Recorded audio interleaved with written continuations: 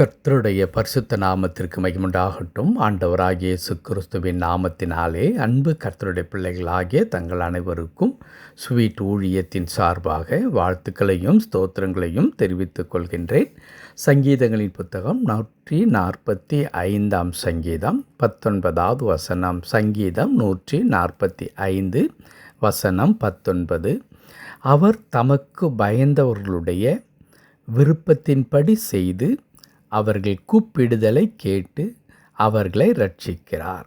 அவர் தமக்கு பயந்தவர்களுடைய விருப்பத்தின்படி செய்து அவர்கள் கூப்பிடுதலை கேட்டு அவர்களை இரட்சிக்கிறார். என் அன்பு கடவுளுடைய பிள்ளைகளே, கடவுள் நம்மை எவ்வளவாய் நேசிக்கிறார் என்பதை தாண்டி இன்னொரு வார்த்தையை நான் பயன்படுத்த விரும்புகின்றேன். கடவுள் நம்மை எவ்வளவாய் மதிக்கின்றார் என்று சொல்லி. நேசிக்கிறது என்பது நாம் கேட்டு கேட்டு பார்த்த பழகின வார்த்தை. ஆனால் கடவுள் நம்மை மதிக்கின்றார். எப்படி? என்னை போய் அல்லது மனிதர்களை கடவுள் மதிப்பது என்றால் என்ன? அப்படித்தான் இந்த வசனம் நமக்கு சொல்லித் தருகிறது. ஒரு மனிதன் கடவுளுக்கு பயந்து விட்டால் போதும். இங்கே உடனே பயப்படுதல் என்று சொல்லும் பொழுது நான் ஊசியின் முனையிலே தவம் இருந்து அப்படியே எல்லா நேரத்திலும் இந்த உலகத்திலே இல்லாத ஜபதபத்தை கொண்டிருக்கிற ஒரு மனிதன் என்று சொல்லவில்லை. மாறாக அவருடைய இருதயத்தில் கடவுளை குறித்ததான அச்சம், அவருடைய வார்த்தையை கேட்டு அதற்கு கீழ்ப்படிந்து அவருடைய விருப்பத்தை செய்ய வாஞ்சிக்கிற ஒரு மனிதன் இருக்கின்றாரே, அந்த மனிதனைத்தான் இங்கே கர்த்தருடைய வார்த்தை சொல்லுகிறது, அவருக்கு பயப்படுகிற ஒரு மனிதன் என்று சொல்லி. அன்பு கடவுளுடைய பிள்ளைகளே, அப்படி பயப்படுகிற ஒரு மனிதன் இருக்கின்றானே, அந்த மனிதனுடைய விருப்பத்தின்படி கடவுள் இங்கே செய்கின்றாராம். அந்த மனிதன் எதை விரும்புகின்றானோ அதை கடவுள் செய்கின்ற ஆண்டவராக இருக்கிறார். ஆகவே தான் நான் துவக்கத்தில் சொன்னேன், கடவுள் நம்மை மதிக்கின்றார் என்று சொல்லி.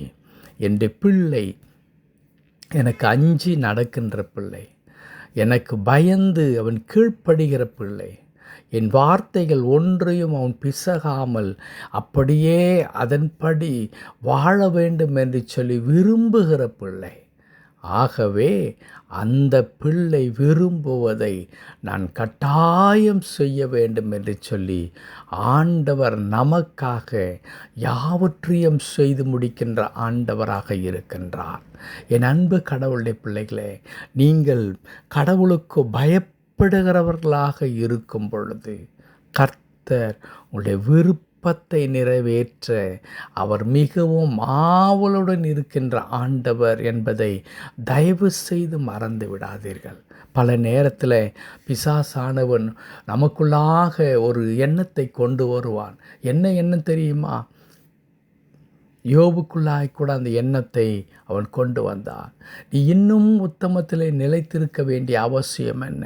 இதோ பார், எப்பொழுது நீ கடவுள் கடவுள் என்று சொல்லி அவரை நீ நம்பிக்கொண்டே இருந்தாய். பார் என்ன நிகழ்ந்திருக்கிறது, நீ எவ்வளவு கஷ்டப்படுகின்றாய், எவ்வளவு பிரச்சனைகள் ஒன்றன் மேல் ஒன்று. இதோ அடுத்த தெருவில் வாழ்கின்ற அல்லது உன் பக்கத்து வீட்டில் இருக்கிற அல்லது உன்னுடைய அதிகாரியோ உன் கூட இருக்கிற இவர்களை எல்லாம் பார், அவர்கள் மன விருப்பத்தின்படி வாழுகிறார்கள், ஜாலியாக இந்த உலகத்தில் இருக்கிறார்கள். ஆனால் அவர்களுக்கு எந்த குறையும் இல்லை. 24 மணி நேரம் பைபிளை எடுத்துக்கொண்டு ஜெபம் ஜெபம் என்று சொல்லுகின்ற உன் வாழ்க்கையில் இத்தனை பிரச்சனைகள் இருக்கிறதே என்று பிசாசானவன் நம்முடைய உள்ளத்திலேயோ அல்லது மற்றவர்கள் மூலமாகவோ பேசி நம்முடைய இருதயத்தை அப்படியே சுக்குநூறாய் உடைக்கச் செய்து விடுவார். ஆனால் கர்த்தருடைய வார்த்தை சொல்லுகிறது, ஒரு உண்மை வேதத்தில் எழுதப்பட்டிருக்கிறது. அது என்ன?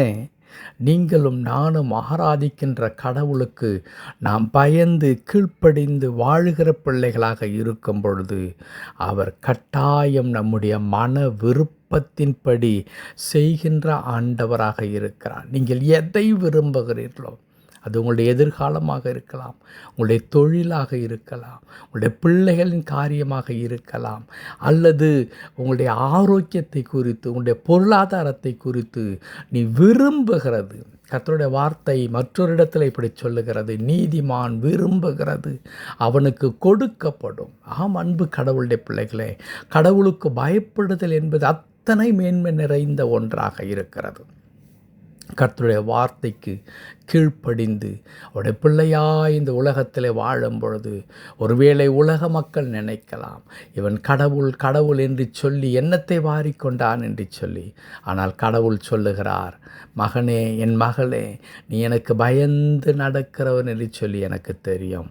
இப்பொழுதோ உன்னுடைய விருப்பத்தை நான் நிறைவேற்றப் போகிறேன்.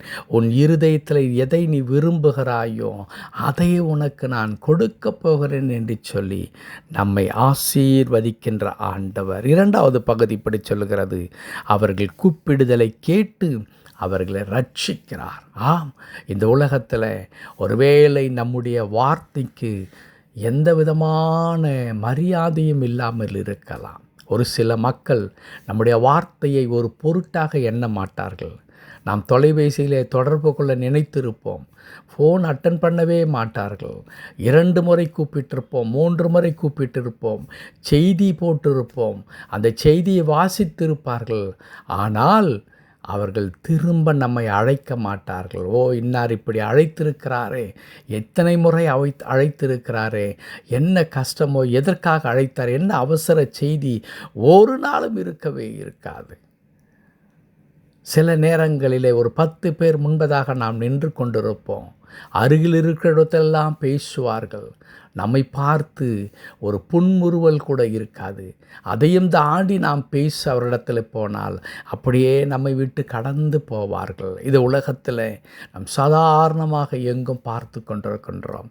அதற்கு காரணங்கள் அவர்கள் வேறு எதுவென்றாலும் எடுத்துக்கொள்ளலாம். ஒருவேளை அவர்களுக்கு சமமாக நாம் பொருளாதாரம் நிறைந்தவர்களாக இல்லாதிருக்கலாம். ஒருவேளை அவர்கள் நினைக்கிற வண்ணமாய், அவர்கள் பார்வைக்கு அவர்கள் ஜட்ஜு பண்ணுகிற வண்ணமாக இல்லாதவர்களாக இருக்கலாம். என்னவென்றாலும் அதற்கு அவர்கள் காரணம் சொல்லலாம். ஆனால் என் ஆண்டவர் எந்த காரணத்தையும் பார்க்கிற கடவுள் அல்ல.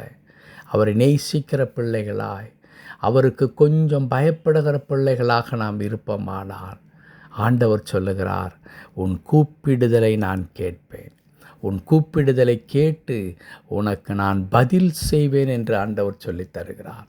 ஆகவே என் அன்பு கடவுளுடைய பிள்ளைகளே, கடவுளுக்கு பயந்து வாழ தீர்மானித்திருக்கிற நீங்கள் ஏமாளிகள் அல்ல.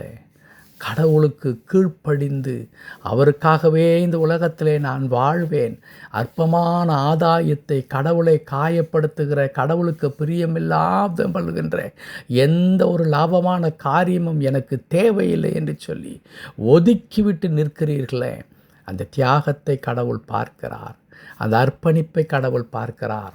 அதை தான் கடவுள் சொல்லுகிறார், நீ எனக்கு பயப்படுகிற மனிதன் என்று சொல்லி. அப்படி பயப்படுகிற பிள்ளைகளாகிய நம்முடைய வாழ்க்கையிலே கர்த்தர் நம்முடைய விருப்பத்தை நிறைவேற்றி நாம் கூப்பிடும் பொழுது, மகனே நீ கூப்பிட்டாயா, உனக்கு என்ன வேண்டும் சொல் என்று கேட்டு நம்மை ரட்சிக்கின்ற ஆண்டவராக இருக்கிறார். ஆகவே நீங்கள் பயப்படாதிருங்கள், மனிதருக்கு பயப்படாதிருங்கள், பிரச்சனையை பார்த்து பயப்படாதிருங்கள், சூழ்நிலையை பார்த்து பயப்படாதிருங்கள். கர்த்தர் ஒருவருக்கே பயப்படுங்கள், அவர் உங்களுக்காக உங்கள் பட்சத்தில் நிற்கிறார். கர்த்தர் தாமே இந்த வார்த்தையின்படியே அவர் நம்மை ரட்சித்து பாதுகாத்து தொடர்ந்து அவருக்கு பயப்படுகிற பிள்ளைகளாய் வாழ கிருபை பாராட்டுவாராக. ஆமென், ஆமென்.